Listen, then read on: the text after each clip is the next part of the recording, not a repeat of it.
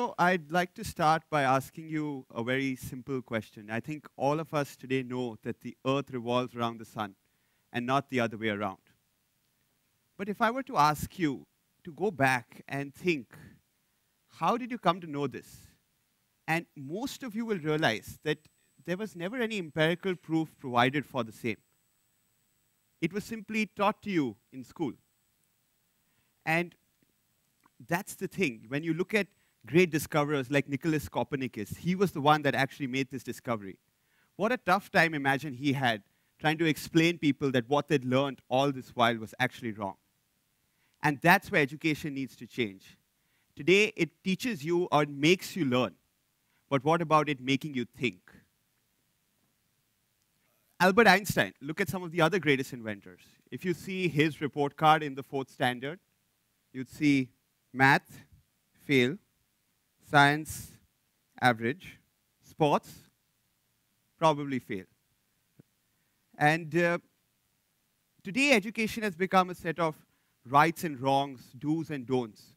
Everything is simply cast in stone. And any new lad innovator coming along trying to redefine the pillars of acceptable truth is simply discarded by the system or treated as a failure as we know it. So I've done a lot of silly things in my life, and I'm a graduation in business administration. I did my Chartered Accountancy. I went on to do my MBA. Okay, almost. So that's one mistake that I feel I didn't make. And when you look at people's true passion, and my true calling always came from being involved in technology, innovation, and engineering. And that's what I decided to do and take up in a big way.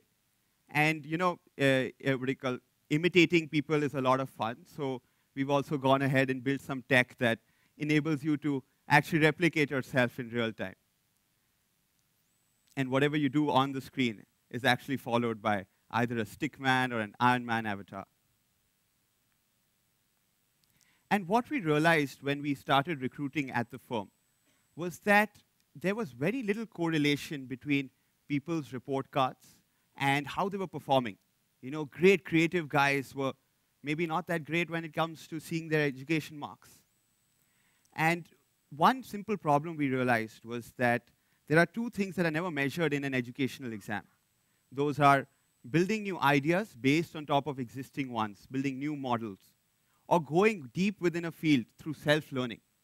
And the ability to adapt is very important these days. And that's what we realized, and we went on to build a platform called iliftoff.com, which actually tests people in a very different way. One thing that we often do is provide the test taker a small bit of knowledge in the specific field that he's being tested on, which he's previously not aware of. And then you start testing him on the same. And what you'll realize is the kind of insights, the ability to learn, the way people adapt is something phenomenal. And like you say, technology doesn't have an exam or a term semester system, right? It changes day in, it changes day out. And today, Fortune 500 companies use this platform to actually go ahead and recruit. So what are we doing wrong? Are we measuring intelligence incorrectly? Well, I'd like to answer that question to you by actually asking you a question. So how would you measure the height of a very tall building using a barometer? Now, I see a lot of faces there wondering, people that were not that physics inclined. But if you actually think about it, and you go, there are very simple solutions to most of your answers. It's just that we're conditioned to work in a certain way. So this was actually asked in a university exam a long time ago.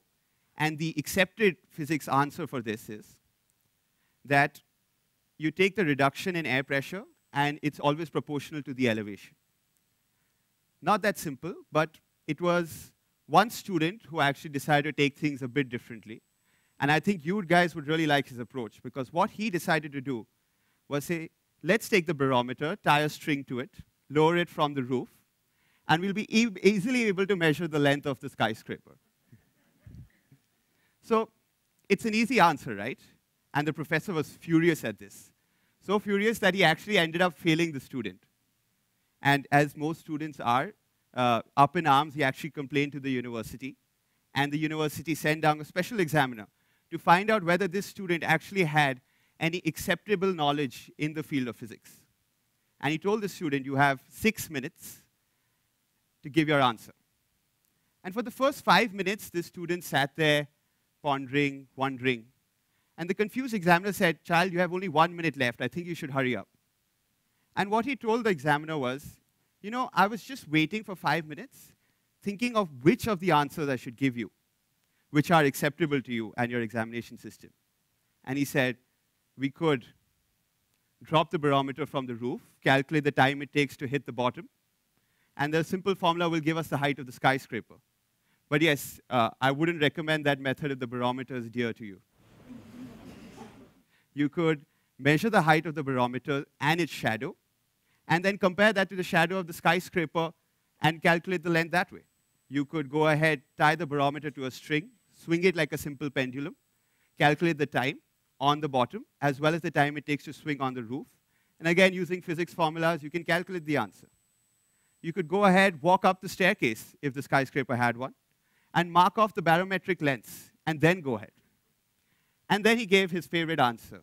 He said, you could actually walk up to the janitor and offer him a free barometer, and in return, ask him the height of the skyscraper. And you know who this young man was? He was none other than Niels Bohr, one of the greatest physicists the century had ever seen. Today, he's the only Danish physicist to ever win a Nobel Prize.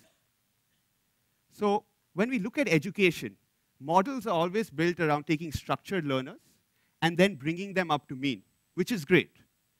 But as a byproduct, what you're doing to great innovators is you're also bringing them down to the mean. What education should be aiming to do is actually go ahead, encourage these innovators, and be able to raise the mean to the next level. And that's where we'll make the world a better place. So how do we go about it?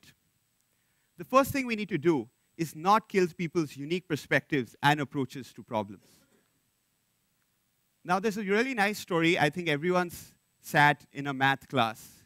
And I think Parth gave a great example of that. And it's been quite a disruptive class. People are generally, half the people are crying. So the professor once just wanted 15 minutes to himself. So he told all the kids in his class to add the numbers from 1 to 100, thinking it will occupy them for at least 10 to 15 minutes. Unfortunately, he didn't realize he had one of the greatest mathematical minds in his class, Carl Gauss. And within instance, young Carl got up and said 5050, which was the correct answer. But what Carl had done in that short instance was actually discover and create the formula to calculate the sum of any arithmetic series up to infinity. And that formula today is still taught in every single math class. So what we do when we provide solutions simply to kids is we manage in one instance to wipe out unique approaches, innovative ideas, and probably the next Carl Gauss solution to a problem. And I've seen the same thing in my own work. When we were doing tech, everyone generally likes to work from a very cross-platform perspective. So you either work on PCs, you'll work on mobile, you'll decide to work on embedded. But when we were working, we decided to work on all three at the same time. And that was thanks not to my education. And this unique approach actually enabled us to do some really cool things because our gesture tech was then able to work with embedded technologies, like actually flying a drone with your hand gestures. And today it was voted by Intel as one of the world's best gesture platforms.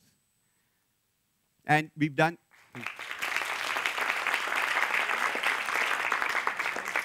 interesting things like controlling robotic arms with hand gestures, taking regular apps on top of Windows and making them all gesture-enabled. I think this is a favorite game for a lot of you. So building these kind of environments and interfaces required a unique approach for us. So throwing questions at students without prefixing solutions, once you begin to do that, you'll be amazed at the kind of feedback you get. Look at Albert Einstein. He asked the question, what would a light wave look like to someone keeping pace with it? And he came up with the theory of relativity. Fred Smith said, why can't there be a reliable overnight mail service? And his solution was FedEx. Godfrey Hunsfield said, why can't we see in 3 dimensions what is inside a human body without cutting it open. And that resulted in the CAT scanner. Masaru Ibuka said, why don't we remove the recording function and speaker and put headphones in the recorder? And that resulted in the Sony Walkman. And this one's a personal favorite of mine, Bill Bowerman. What happens if I pour rubber into my waffle iron? Right? And all of this, I think everyone today in the world is affected by this day in, day out.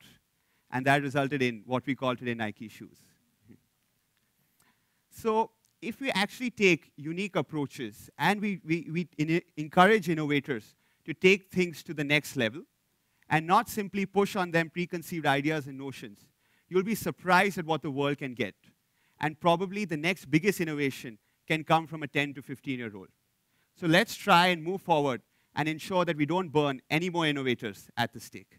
Thank you.